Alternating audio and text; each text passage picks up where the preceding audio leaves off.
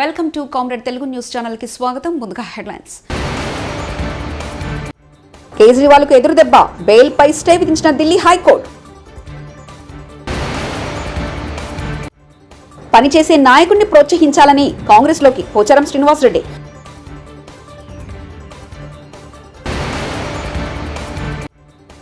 రైతు సంక్షేమ విషయంలో పోచారు సూచనలు స్వీకరిస్తా CM Revanth.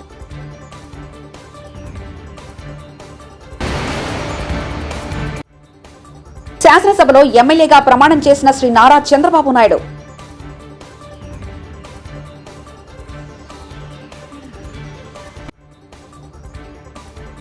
Delhi liquor scam కు సంబంధించిన మనీ లాండరింగ్ కేసులో తనకు బెయిల్ దొరికిందని ఆనందించే లోపే సీఎం అరవింద్ కేజ్రీవాల్ కు ఎదురుదెబ్బ తగిలింది.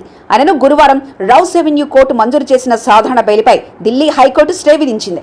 ట్రయల్ కోర్టు ఇచ్చిన ఉత్తర్వులను వ్యతిరేకిస్తూ హైకోర్టులో ఈడీ పిటిషన్ వేయగా దాన్ని స్వాగతించిన న్యాయస్థానం ఈ మేరకు ఆదేశాలు జారీ చేసింది. పదవుల కోసం కాదు, పనిచేసే నాయకుడిని ప్రోత్సహించాలనే ఉద్దేశంతో తాను కాంగ్రెస్ లో చేరినట్లు తెలంగాణ మాజీ స్పీకర్ బారాస ఎమ్మెల్యే పోచారం శ్రీనివాసరెడ్డి అన్నారు. శుక్రవారం ఆయన కాంగ్రెస్ లో చేరారు. పీసీసీ అధ్యక్షుడు సీఎం రేవంత్ రెడ్డి ఆయనకు కండువా కప్పి పార్టీలోకి ఆహ్వానించారు. అనంతరం మీడియాతో మాట్లాడిన పోచారం కాంగ్రెస్ ప్రభుత్వం ఏర్పాటయ్యాక జరుగుతున్న పరిణామాలను గమనిస్తున్నానని తెలిపారు. సీఎం రేవంత్ ను మనస్ఫూర్తిగా ఇంటికి ఆహ్వానించినట్లు చెప్పారు. రైతు సంక్షేమం, సాగునీటి ప్రాజెక్టుల ప్రగతికి కాంగ్రెస్ ప్రభుత్వం తీసుకున్న నిర్ణయాలు ఆమోదయోగంగా ఉన్నాయన్నారు. తాను రైతు బిడ్డనని, అందుకే ప్రభుత్వం చేస్తున్న కార్యక్రమాలకు అండగా ఉండాలని రేవంత్ సమక్షంలో కాంగ్రెస్ లో చేరినట్లు వివరించారు. రాష్ట్రంలో ఉన్నటువంటి సాగునీటి ప్రాజెక్టుల ప్రగతి కోసం వారు తీసుకున్న నిర్ణయాలన్నీ కూడా ఆమోదయోగ్యమైనటువంటి నిర్ణయాలు ఉన్నాయి. కాబట్టి నేను కూడా ఇప్పుడు అగ్రికల్చర్గా నేను రైతు బిడ్డను కాబట్టి, పుట్టుకతో రైతు కాబట్టి, వ్యవసాయంతో ఉన్నటువంటి కష్ట సుఖాలు నేను తెలుసు కాబట్టి వారు చేసేటువంటి ప్రతి మంచి పనికి, రైతాంగానికి వారు చేస్తున్నటువంటి కార్యక్రమాలకు అండగా ఉండాలని, అండగా ఉండి రైతు సంక్షేమాన్ని కోరుకోవాలని, రైతులు బాగుపడాలని, రైతుల కష్టాలు తీరాలనే ఒక ఆకాంక్షతో నేను ఈరోజు వారి నాయకత్వంలో, రేవంత్ రెడ్డి గారి నాయకత్వంలో కాంగ్రెస్ పార్టీలో వచ్చాం. తప్పనిసరిగా ఈ ప్రభుత్వం గత 6 మాసాలుగా చూస్తూ ఉన్నాం, అబ్జర్వ్ చేస్తూ ఉన్నాం, చిత్తశుద్ధితో పనిచేస్తూ ఉన్నారు. కొత్త ప్రభుత్వం, కొత్త సమస్యలు వస్తాయి. వాటిని అధిగమించి చిన్న వయసులోనే ధైర్యంతో ముందుకెళ్తూ రాష్ట్రాన్ని ముందుకు తీసుకెళ్తా ఉన్నారు. వారిని నేను మెచ్చుకుంటా ఉన్నాను, అభినందిస్తూ ఉన్నాను. వాళ్ళ క్యాబినెట్ కూడా అభినందిస్తూ ఉన్నాను. కాబట్టి మంచి ఆలోచనతో వారు వచ్చారు. నేను కూడా మంచి ఆలోచనతోటే నా జీవితంలో రాజకీయంగా నేను ఆశించేది ఏం లేదు. నేను ఆశించేది రైతు సంక్షేమం. నేను వ్యవసాయ శాఖ మంత్రిగా చేశాను, బ్యాంక్ చైర్మన్గా చేశాను. ఇవన్నీ రైతుతో ముడిపడ్డటువంటి సంస్థలు ఇవన్నీ. కాబట్టి రాష్ట్ర ప్రగతిలో వారు చేసేటువంటి అభివృద్ధికి, వారు సంకల్పించినటువంటి కార్యక్రమాలకు చేదోడు వాదోడుగా ఉండి రాష్ట్ర ప్రగతి కోసం, రైతు ప్రగతి కోసం అందరం కలిసికట్టుగా సమిష్టిగా కృషి చేస్తాం. పొంగులేటి గారు కూడా, శ్రీనివాసరెడ్డి గారు కూడా పాత మిత్రులే మాకు. వారు రెవెన్యూ శాఖ మంత్రిగా మంచి పోర్ట్ఫోలియో వారి దగ్గర ఉంది. వారి సహకారంతో, అందరి సహకారంతో రాష్ట్ర ప్రగతిలో అందరం పాలు పంచుకుందాం. ఆ సందర్భంలోనే గౌరవనీయులు మన గౌరవ ముఖ్యమంత్రి రేవంత్ రెడ్డి గారి యొక్క నాయకత్వంలో బలపరుస్తూ ఈరోజు అందరం కలిసి రాష్ట్ర భవిష్యత్తు కోసం పనిచేస్తామని మనం చేస్తా ఉన్నాం. నేను కూడా టీఆర్ఎస్ పార్టీ జరగకుండా ముందు తెలుగుదేశం పార్టీలో ఉన్నా. నేను ఆనాడు తెలుగుదేశం పార్టీ నుంచి టీఆర్ఎస్ పార్టీ రావడానికి గల కారణాలు ఏందో ఆనాడుండే, మరి అప్పుడు కూడా వచ్చాను కదా. మరి అసలు నేను ముందు నా రాజకీయ భవిష్యత్తు మొదలైందే కాంగ్రెస్ పార్టీతో. కాంగ్రెస్ పార్టీతోనే కండువా కప్పుకొని రాజకీయాలు చిన్నప్పుడు మీ వయసులో వచ్చారు. తెలంగాణ మాజీ స్పీకర్ బారాస ఎమ్మెల్యే పోచారం శ్రీనివాసరెడ్డి కాంగ్రెస్ లో చేరారు. పీసీసీ అధ్యక్షుడు సీఎం రేవంత్ రెడ్డి ఆయనకు కండువా కప్పి పార్టీలోకి ఆహ్వానించారు. పోచారంతో పాటు ఆయన కుమారుడు కాంగ్రెస్ లో చేరారు. అనంతరం రేవంత్ మీడియాతో మాట్లాడుతూ రైతుల సంక్షేమానికి పోచారం శ్రీనివాసరెడ్డి ఎన్నో సేవలందించారని రేవంత్ రెడ్డి అన్నారు. తన ప్రభుత్వం రైతు సంక్షేమానికి అధిక ప్రాధాన్యత ఇస్తుందని, ఈ విషయంలో పోచారం సూచనలు స్వీకరిస్తామని ఆయన చెప్పారు. వ్యవసాయం దండగ కాదని, పండగ చేసే బాధ్యత తమదని అన్నారు. రైతు సంక్షేమ రాజ్యం కోసం సహకరించే అందరి మద్దతు తీసుకుని ముందుకెళ్తానని తెలిపారు.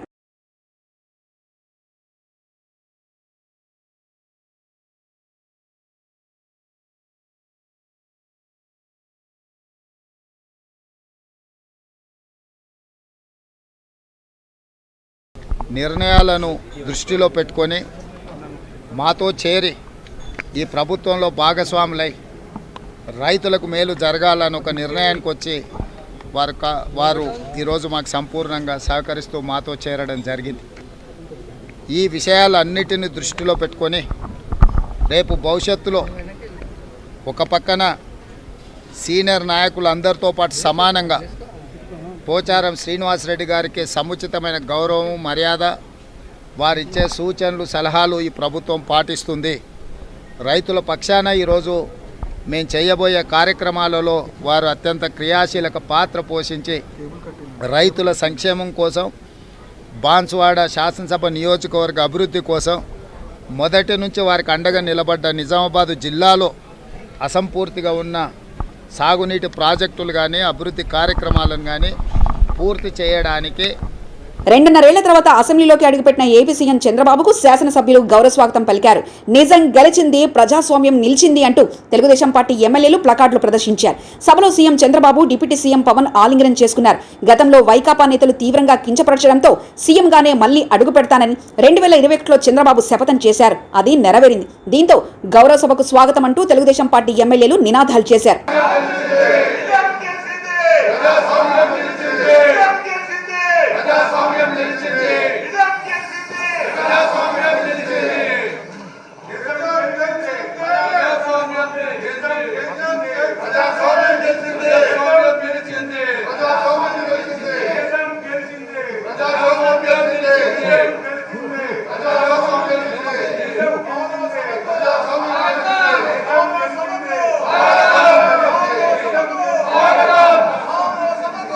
శపథాలు చేయడం, సవాళ్లు విసరడం అనేది రాజకీయాల్లో సర్వసాధారణం. అయితే దానిని నెరవేర్చుకోవడమే చాలా కష్టం.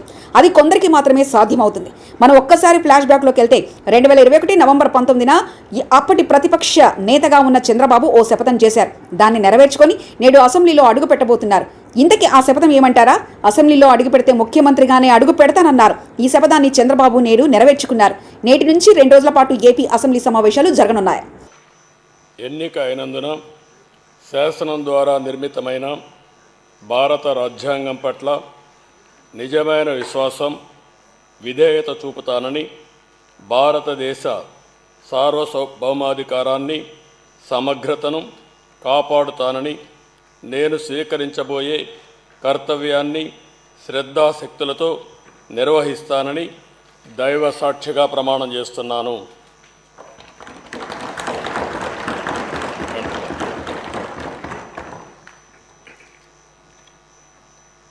ఆంధ్రప్రదేశ్ శాసనసభ సభ్యుడైన నారా చంద్రబాబు నాయుడు అనే నేను సభ నియమాలకు కట్టుబడి ఉంటానని, వాటిని అనుసరిస్తానని, సభా మర్యాదలను పాటిస్తానని, సాంప్రదాయాలను గౌరవిస్తానని దైవ సాక్షిగా ప్రమాణం చేస్తున్నాను.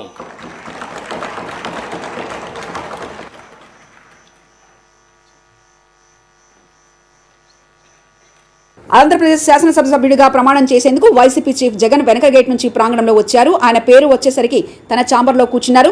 సభలో పేరు పిలవగానే నేరుగా వచ్చి విచారంగా ప్రమాణం చేశారు. అనంతరం ప్రొటెం స్పీకర్ను నమస్కరించి సభలో కూర్చోకుండానే ఇంట్లోకి వెళ్లిపోయారు. జగన్ డల్గా కనిపించడం చూసి వైసీపీ శ్రేణులు జీర్ణించుకోలేకపోతున్నారు. విధేయత చూపుతానని, భారతదేశ సార్వభౌమాధికారాన్ని, సమగ్రతను కాపాడుతానని, నేను స్వీకరించబోయే కర్తవ్యాన్ని శ్రద్ధాశక్తులతో నిర్వహిస్తానని దైవసాక్షిగా ప్రమాణం చేస్తున్నాను. ఆంధ్రప్రదేశ్ శాసనసభ సభ్యుడైన వైఎస్ జగన్మోహన్ రెడ్డి అనే నేను సభా నియమాలకు కట్టుబడి ఉంటానని, వాటిని అనుసరిస్తానని, సభా మర్యాదలను పాటిస్తానని, సాంప్రదాయాలను గౌరవిస్తానని దైవసాక్షిగా ప్రమాణం చేస్తున్నాను. ఏపీ అసెంబ్లీలో స్పెషల్ అట్రాక్షన్ గా పవన్, ఏపీ అసెంబ్లీలో deputy CM Pawan Kalyan special attraction గా నిలిచారు. తొలిసారి పవన్ అసెంబ్లీలో అడుగుపెట్టడంతో అందరి దృష్టి పవన్ పై పడింది. పట్ల నిజమైన విశ్వాసం, విధేయత చూపుతానని, భారతదేశ సార్వభౌమాధికారాన్ని, సమగ్రతను కాపాడుతానని, నేను స్వీకరించబోయే కర్తవ్యాన్ని శ్రద్ధాశక్తులతో నిర్వహిస్తానని దైవ సాక్షిగా ప్రమాణం చేస్తాను.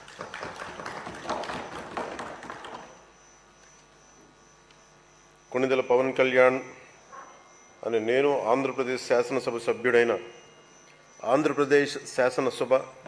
సభ్యుడైన కొణిదెల పవన్ కళ్యాణ్ అనే నేను సభా నియమాలకు కట్టుబడి ఉంటానని, వాటిని అనుసరిస్తానని, సభా మర్యాదలను పాటిస్తానని, సాంప్రదాయాలను గౌరవిస్తానని దైవ సాక్షిగా ప్రమాణం చేస్తున్నాను. ఎమ్మెల్యేగా ప్రమాణ స్వీకారం చేసిన మంత్రి నారా లోకేష్.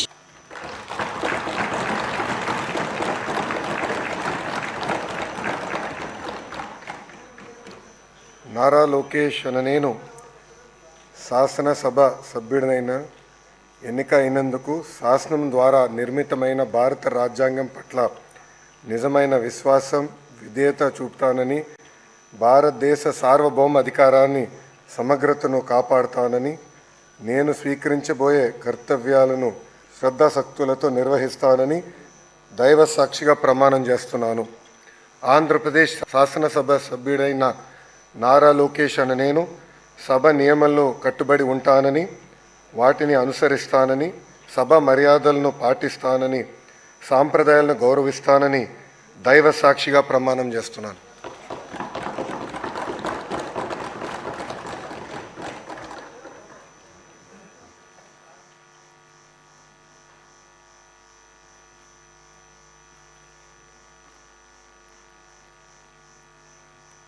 ఆంధ్రప్రదేశ్ నూతన డీజీపీగా సిహెచ్ ద్వారకా తిరుమలరావు బాధ్యతలు చేపట్టారు. మంగళగిరిలోని రాష్ట్ర పోలీస్ ప్రధాన కార్యాలయంలో ఆయన పదవి బాధ్యతలను తీసుకున్నారు. పోలీసుల గౌరవ వందనం స్వీకరించిన అనంతరం ఉదయం 7:50 నూతన డీజీపీగా సంతకం చేశారు.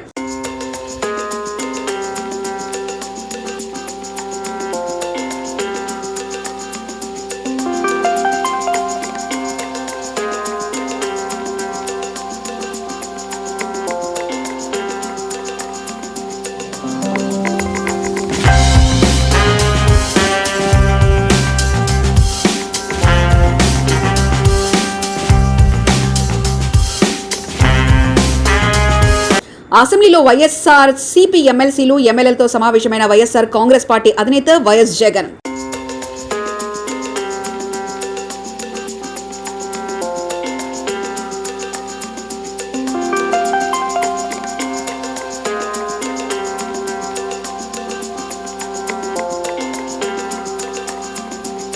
అనంతపురం జిల్లా గుంతకల్లు నియోజకవర్గంలో పామిడి మండలం పామిడి పట్టణంలో గల శ్రీ చైతన్య పాఠశాలలో 10వ అంతర్జాతీయ యోగా దినోత్సవాన్ని సీఈఓ సంతోష్ రెడ్డి మరియు డైరెక్టర్ రమణారెడ్డి ఆధ్వర్యంలో ఘనంగా నిర్వహించారు.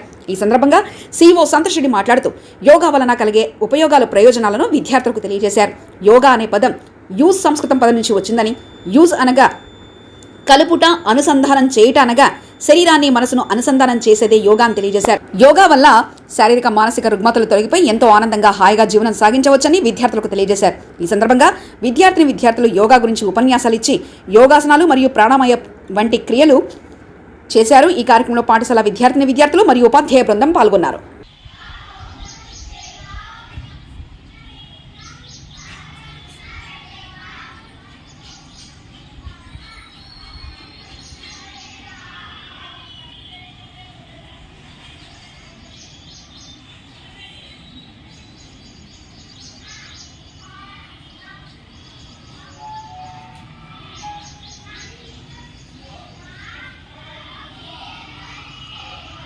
తర్వాత మన ఏదాన్ని శరీరాన్ని తర్వాత ఏదాన్ని ఏకం చేయాలి. ఏకం చేసేదాన్ని యోగా అంటారు. సో యోగా చేయడం వల్ల ఏమవుతుంది అంటే మనం ఎక్కడ శారీరక శ్రమ పడకుండా సో ఉన్న శరీరాన్ని తర్వాత మన బుద్ధిని ఒక చోటికి ఏకం చేసి ధ్యానం చేయడాన్ని యోగా అంటారు. సో యోగా వల్ల ఏమి ఏకాగ్రత మనకు పెంపొందించుకోవడం కోసం, తర్వాత వచ్చేసి శ్వాస మీద ధ్యాస అంటే మనం తీసుకుంటూ గట్టిగా శ్వాస తీసుకుంటూ నిదానం. కేజ్రీవాల్కు ఎదురుదెబ్బ, బెయిల్పై స్టే విధించిన ఢిల్లీ హైకోర్టు. పనిచేసే నాయకుడిని ప్రోత్సహించాలని కాంగ్రెస్లోకి పోచారం శ్రీనివాసరెడ్డి.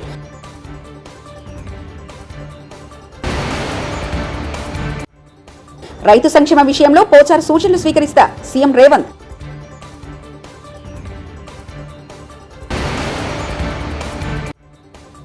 శాసనసభలో ఎమ్మెల్యేగా ప్రమాణం చేసిన శ్రీ నారా చంద్రబాబు నాయుడు.